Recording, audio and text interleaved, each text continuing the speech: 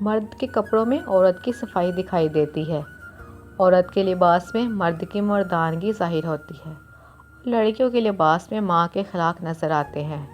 لڑکوں کی نیچی نگاہیں ماں باپ کی تربیت بتاتی ہیں۔ ہم محبت، رواداری، وفاداری، احترام اور تمام اعلیٰ اقدار پر پلی ہوئی نسلیں ہیں۔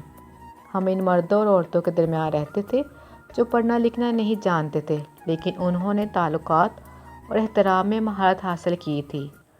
ہم ان بچوں میں سے ہیں جو ہفتوں رشتہ داروں کے گھر بغیر کسی لڑکے قیام کرتے تھے۔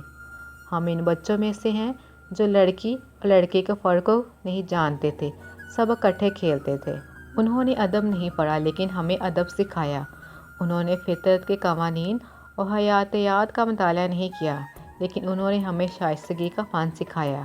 انہوں نے رشتے کی ایک بھی کتاب نہیں پڑھی لیکن اچھا سلوک اور احترام سکھایا۔ انہوں نے مذہب کا گہرائی سے مطالعہ نہیں کیا لیکن ہمیں ایمان کا مفہوم سکھایا۔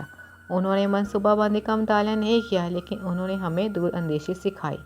ہم میں سے اکثر کو گھر میں اونچی آواز میں بولنے کی ہمت نہیں ہوتی۔ ہم وہ نسل ہیں جو گھر کے سہن میں بجلی بند ہونے پر سو جاتے تھے۔ ہم آپس میں ایک دوسرے سے بات کرتے تھے مگر ایک دوسرے کے بارے میں باتیں نہیں کرتے تھے۔ میری دلی محبت اور تعریف ان لوگوں کے لیے جنہوں نے ہمیں یہ سکھایا کہ والدین کی عزت ہوتی ہے، استاد کی عزت ہوتی ہے، محلے دار کی عزت ہوتی ہے، رفاقت کی عزت ہوتی ہے، رشتوں کی عزت ہوتی ہے اور دوستی کی عزت ہوتی ہے۔